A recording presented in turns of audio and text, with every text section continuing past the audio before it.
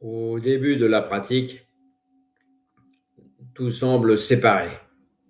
Il y a moi d'un côté et le monde de l'autre.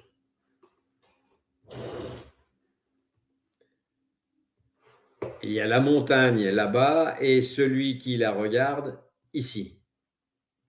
La montagne paraît solide, stable, majestueuse. Elle symbolise toutes nos certitudes, notre personnalité, notre histoire, nos croyances, nos blessures, notre spiritualité même. Ce qu'en anglais, francisé, on appellerait nos idiosyncrasies. Idiosyncrasies. En anglais, nous vivons à travers le centre, plutôt, nous vivons à travers cette impression permanente d'être quelqu'un de distinct.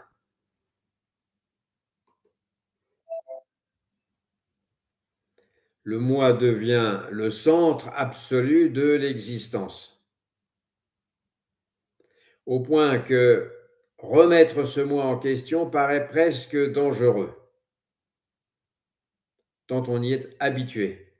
Dans notre société, quelqu'un qui doute profondément de son identité semble inquiétant. Pourtant, le zen commence précisément là, c'est-à-dire par remettre en question l'indiscutable. Jusqu'ici, en effet, nous méditions encore avec l'idée d'obtenir quelque chose. Nous voulions progresser, devenir plus sage, plus calme, plus éveillé. Même notre spiritualité était une propriété de l'ego, c'est-à-dire de l'illusion. Nous faisions de Zazen un projet personnel. Nous imaginions un futur spirituel où nous serions enfin accomplis.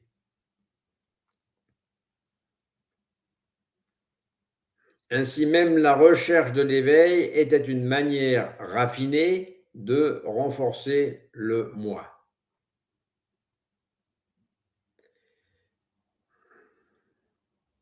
Rien de commun avec le zen où la voie est le quotidien. La voie est le quotidien. Qu'est-ce que la voie? C'est le quotidien. Comment entrer dans la voie? Un maître répondrait par la porte que tu refuses de franchir. Cette porte, c'est soi-même. C'est la connaissance de soi-même, comme dirait Dogen. Pas le soi-même déguisé, mais le soi-même vu clairement, sans maquillage spirituel. À condition évidemment de ne pas la contourner, cette porte. Parce que quand on ne l'esquive pas, la montagne n'est plus la montagne. La montagne dont on parlait au départ n'est plus la montagne. C'est une période difficile, mais avec la pratique régulière, les anciennes certitudes commencent à se fissurer. La montagne se fissure.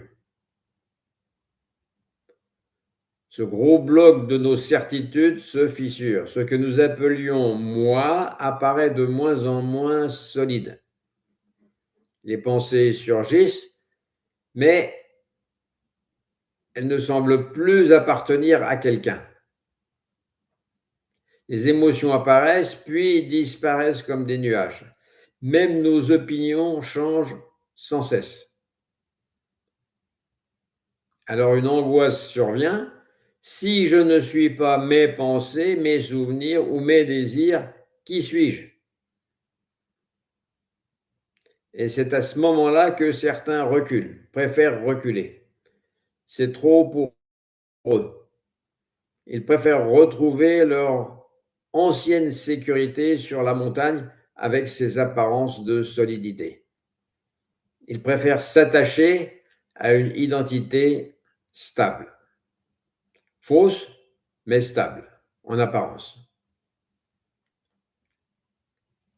D'autres préfèrent l'option de remplacer l'ancien ego par un ego spirituel, entre guillemets, devenir un disciple parfait, un pratiquant exemplaire, quelqu'un qui comprend le vide, entre guillemets. Mais comprendre le vide ou shunyata, intellectuellement, ne suffit pas. Un moine demanda à son maître, « Je suis entré dans le vide. »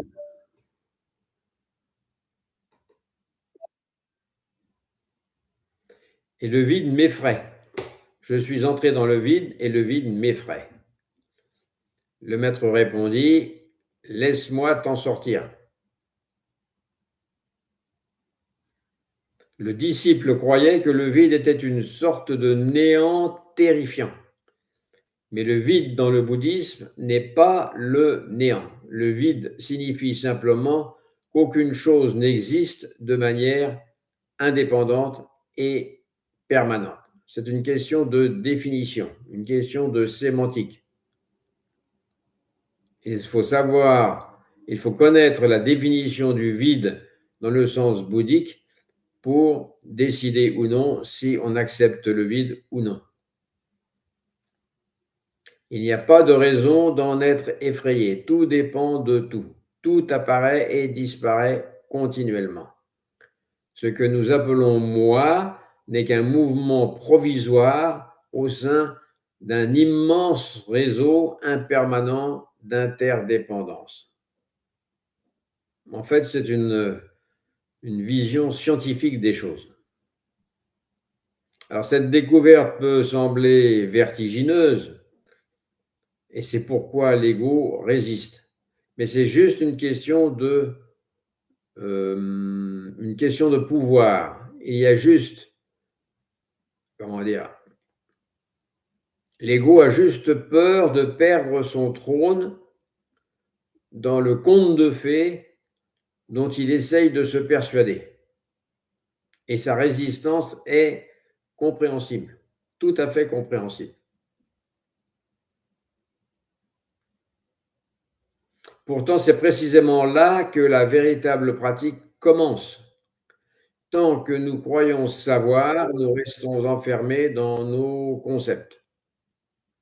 Nous regardons la réalité à travers les commentaires accumulés par l'esprit. Nous ne voyons jamais directement. Nous regardons toujours au travers du filtre du passé, des croyances et des jugements. Nous appelons ça comprendre, mais nous prenons pour compréhension un simple empilement de commentaires sur des commentaires, de savoir sur du savoir. Et le zen nous en délivre, précisément. Il nous conduit peu à peu vers un état de non-savoir, en dehors des mots et des lettres, pour reprendre la formule consacrée, avec un regard frais, neuf, vivant, sans saisie mentale. Dans ce nouvel espace, les choses cessent d'être figées.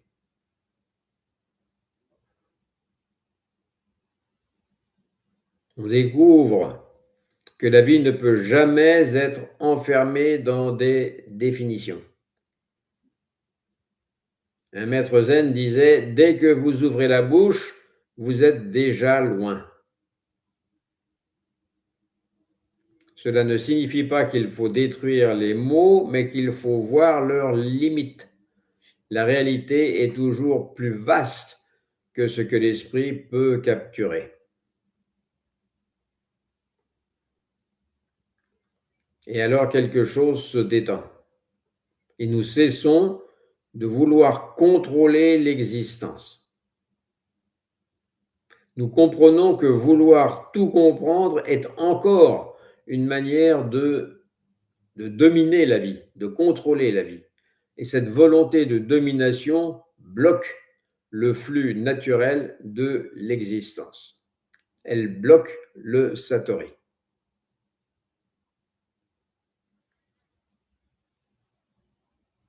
Donc là, on a vu les deux premières étapes, la montagne et la montagne. La montagne n'est plus la montagne. Puis arrive une troisième étape, la montagne redevient la montagne.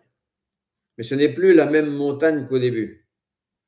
Au début, la montagne était un objet extérieur observé par un sujet séparé. Ensuite, elle avait disparu dans le doute et la déconstruction. Et maintenant, elle réapparaît dans une simplicité nouvelle. La réalité est vue directement, sans séparation. La montagne n'est plus un concept, elle n'est plus une idée spirituelle, elle est simplement ce qu'elle est, vivante, immédiate, non conceptualisée. La vision est directe. Shunyata, vide d'existence inhérente. Non pas un vide mort, comme on le disait, mais un vide vivant, ouvert, libre de toute fixation. Quand cette compréhension mûrit, l'ego perd son pouvoir hégémonique. En fait, il intéresse de moins en moins. Il ne disparaît pas. Le zen ne cherche pas à détruire l'ego comme un ennemi. L'ego redevient simplement ce qu'il était depuis le départ, un outil, comme une clé à molette, utile pour certaines fonctions pratiques, mais incapable de gouverner toute l'existence.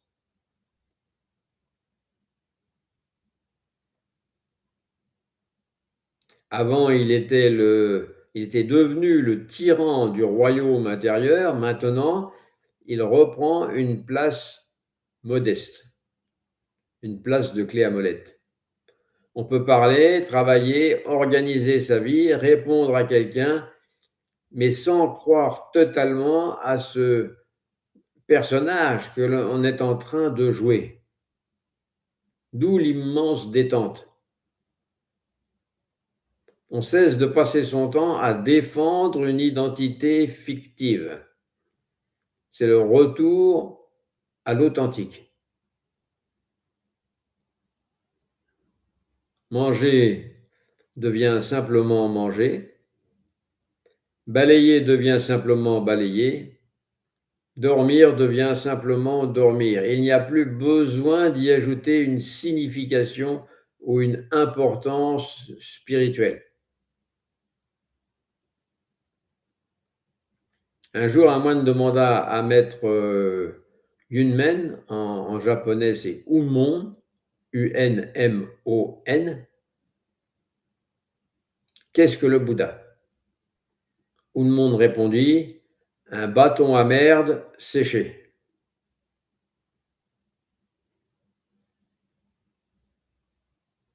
Le bâton à merde, ou la raclette, c'est ce qui tenait lieu de papier hygiénique à son époque.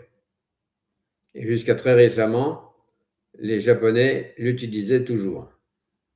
Les Japonais avaient cet ustensile quand on n'avait rien en Europe. Et maintenant, ils ont les WC japonais automatiques quand on en est toujours au papier hygiénique.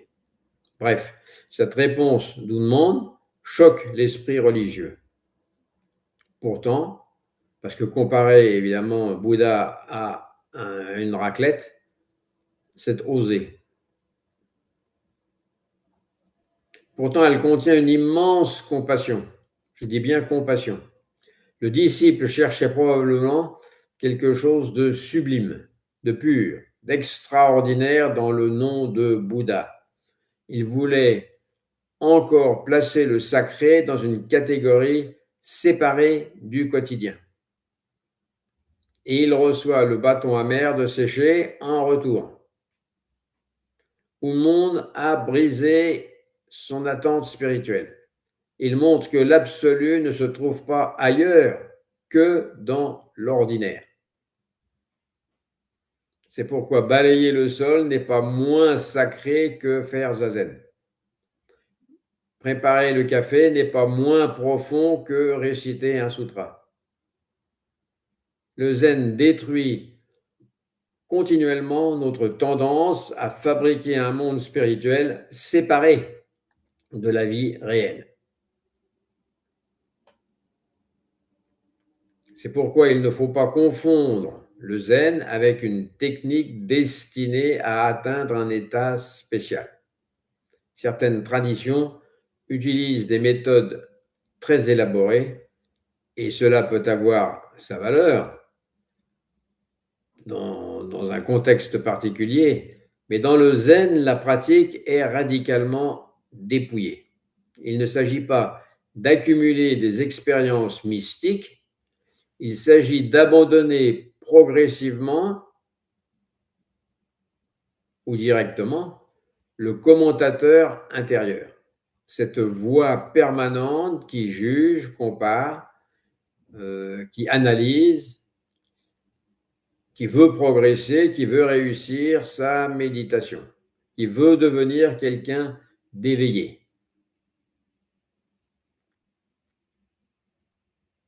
Quand elle s'apaise, cette voix, même quelques instants, la réalité apparaît dans sa fraîcheur immédiate. Tout devient extraordinairement vivant. Extraordinairement, entre guillemets, par rapport à ce à quoi on s'était habitué. Mais en fait, on devrait dire normalement vivant. Le monde n'a pas changé, mais l'écran mental s'est allégé. Et alors la pratique cesse d'être une recherche. On ne dit plus « je médite » parce qu'il y a simplement méditation. On ne dit plus « je vis », il y a simplement la vie. Le souffle respire. Les sons apparaissent et disparaissent. Les saisons passent. Le corps vieillit. Les pensées viennent et repartent. Mais il n'y a plus cette crispation continuelle autour d'un propriétaire imaginaire. Encore une fois, cela ne signifie pas devenir indifférent ou passif. Au contraire, quand l'ego cesse de monopoliser toute l'énergie, une plus grande disponibilité, une plus grande ouverture apparaît. On devient plus sensible, plus vivant, plus présent. Maître Deshimaru disait, quand vous êtes simplement assis, vous devenez la montagne. Silencieuse, immobile, sans désir de devenir. Voilà le cœur du zen. Ne plus chercher à devenir autre chose que ce qui est déjà là. La voie n'est pas ailleurs, elle n'est pas cachée dans un futur spirituel. Elle est dans cette respiration, dans ce bol qu'on lave, dans ce parquet qu'on balaye, dans cette lumière qui traverse la pièce. La montagne était la montagne, puis la montagne n'a plus été la montagne, et enfin, la montagne est redevenue la montagne, simplement.